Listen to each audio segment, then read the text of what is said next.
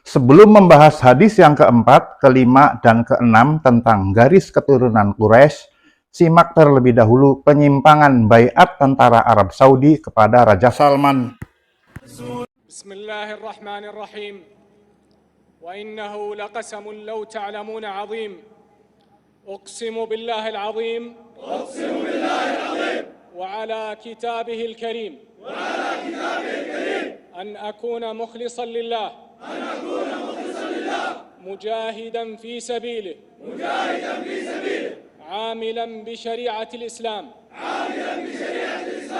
مطيعا لمليكي ومدافعا عن وطني بكل ما أملك من وسائل وأن أكون سلما لمن سالمهم وحربا على من حاربهم منفذا لجميع أوامر رؤسائي في غير معصية الله وألا أبوح بسر من أسرار الدولة محافظا على سلاحي فوق كل أرض وتحت كل سماء والله على ما أقول شهيد.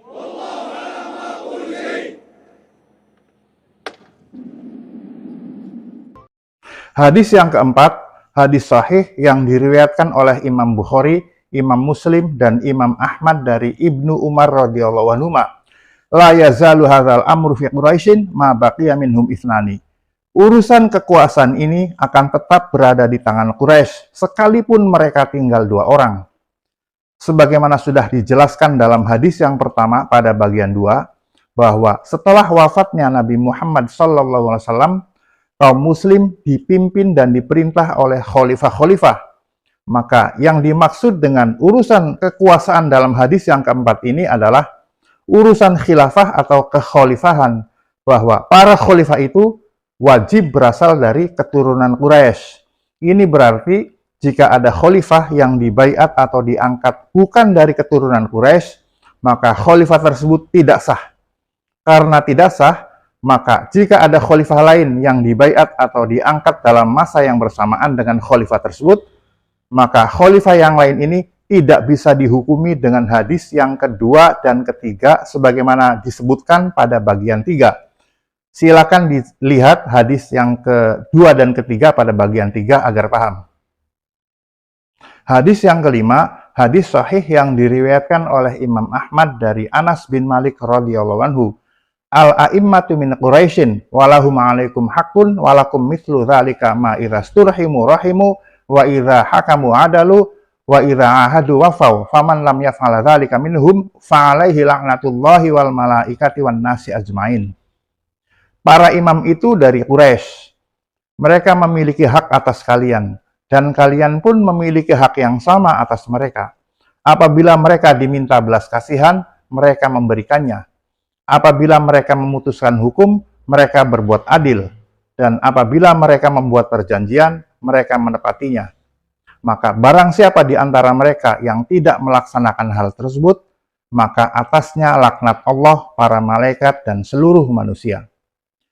Sebagaimana sudah dijelaskan pada bagian 3 bahwa khalifah dan imam itu adalah sinonim atau memiliki makna yang sama, maka hadis yang kelima ini memperkuat hadis yang keempat bahwa khalifah dan imam itu wajib berasal dari keturunan Quraisy. Hadis yang keenam, hadis sahih yang diriwayatkan oleh Imam Ahmad dari Abu Barzah radhiyallahu anhu bahwa Rasulullah SAW bersabda, Al-umara'u min Quraisyin, al-umara'u min Quraisyin, al-umara'u min Quraisyin, li 'alaihim haqqun wa lahum 'alaikum haqqun, ma fa'alu thalathan, ma hakamu fa'adalu, wasturhimu farahimu, wa ahadu fawafau. Faman lam yaf'al dzalika minhum fa 'alaihi la'natullahi wal malaikati wan nasi ajmain. Para amir itu dari Quraisy. Para amir itu dari Quraisy. Para amir itu dari Quraisy. Ada hak mereka yang harus kalian penuhi dan ada hakku atas mereka selama mereka melakukan 3 hal. Selama mereka memutuskan hukum dengan adil, ketika dimohonkan ampun mereka mengampuni, dan ketika mereka berjanji mereka menepatinya. Barang siapa di antara mereka tidak melaksanakan hal tersebut, maka atasnya laknat Allah, para malaikat, dan seluruh manusia.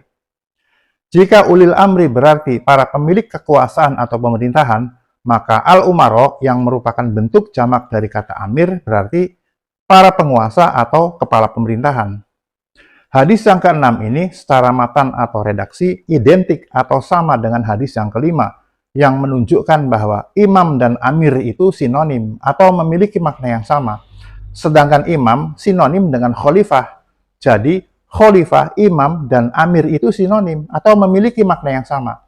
Ini bisa dilihat dalam banyak hadis, bahwa pada zaman dahulu para sahabat memanggil para khalifah dengan sebutan Amirul Mukminin, yang berarti penguasa orang-orang beriman. Antara lain, sebagaimana hadis sahih yang diriwayatkan oleh Imam Bukhari dan Imam Malik dari Abdullah bin Dinar, bahwa Ibnu Umar radhiyallahu anhu berbaiat atau berjanji setia kepada khalifah kelima Bani Umayyah. Inni uqirru bisami wa ta'ati li Abdillah Abdil Maliki amiril mu'minina ala sunnatillahi wa sunnati rasulihi mastata'tu. Sesungguhnya aku berikrar untuk mendengar dan taat kepada hamba Allah Abdul Malik, Amirul Mukminin, berdasarkan sunnah Allah dan sunnah Rasulnya semaksimal kemampuanku. Terkait dengan penyimpangan baiat tentara Arab Saudi kepada Raja Salman tersebut, ada dua hal yang ingin saya luruskan. Yang pertama, sebagaimana sudah dijelaskan dalam hadis yang pertama, kedua, dan ketiga, pada bagian 2 dan 3, bahwa baiat atau janji setia hanya disyariatkan kepada khalifah atau imam. Maka baiat kepada selain khalifah atau imam, seperti baiat kepada pemimpin negara bangsa atau nasionalisme, yang dalam hal ini adalah baiat kepada Raja Salman Arab Saudi, adalah batil dan sesat, karena menyelisihi atau menyimpang dari ketetapan Rasulullah SAW tentang baiat. Berdasarkan firman Allah dalam Al-Quran surat Al-Ahzab ayat 36, wa makana li mu'minin wala mu'minatin idza qadallahu wa rasuluhu amran ay yakuna lahumul khiyaratu min amrihim wa may ya'sillaha wa rasulahu faqad dhalla dhalalan mubina. Dan tidaklah pantas bagi laki-laki yang mukmin dan perempuan yang mukmin apabila Allah dan Rasulnya telah menetapkan suatu ketetapan, akan ada bagi mereka pilihan yang lain tentang urusan mereka. Dan barang siapa mendurhakai Allah dan Rasulnya, yakni memiliki pilihan lain selain dari apa yang telah ditetapkan itu, maka sungguhlah ia telah tersesat dengan kesesatan yang nyata. Kemudian yang kedua, dalam hadis yang keempat, kelima, dan keenam pada bagian ini, Rasulullah SAW telah menetapkan bahwa khalifah, imam, atau amir wajib berasal dari keturunan Quraisy. Maka seandainya baiat tentara Arab Saudi tersebut dalam rangka mengangkat Raja Salman sebagai khalifah, tetaplah batil dan sesat. Karena Raja Salman bukanlah dari keturunan Quraisy, tetapi dari keturunan Bani Hanifah. Berdasarkan firman Allah dalam Al-Quran surat Al-Ahzab ayat 36 tersebut. Perlu dicatat bahwa oleh karena baiatnya kepada Raja Salman selaku pemimpin negara bangsa atau nasionalisme, maka tentara Arab Saudi praktis hanya membela kepentingan Raja Salman dan negaranya saja, kurang peduli terhadap kepentingan Islam dan kaum muslim di dunia. Bahkan ketika tentara Israel menyerbu Masjidil Aqsa dan membantai orang-orang muslim di Gaza, Palestina, tentara Arab Saudi yang notabene negaranya berdekatan dengan negara Israel dan memiliki persenjataan yang lengkap, hanya diam menonton saja, karena menurut mereka bukanlah urusan mereka. Padahal dalam hadis sahih yang diriwayatkan oleh Imam Bukhari, Imam Muslim, dan Imam Ahmad dari Nu'man bin Bashir radhiyallahu anhu, Rasulullah SAW bersabda tentang persaudaraan orang-orang mukmin. Taral mu'minina fi tarahumihim wa tawaddihim wa ta'atufihim kamatsalil jasad. Idza istaka udwan tada'alahu sa'iru jasadihi bis-sahari wal hummah. Orang-orang mukmin dalam hal saling menyayangi, mencintai, dan mengasihi adalah seperti satu tubuh. Jika salah satu anggota tubuh sakit, maka seluruh tubuh akan merasakan demam dan tidak bisa tidur.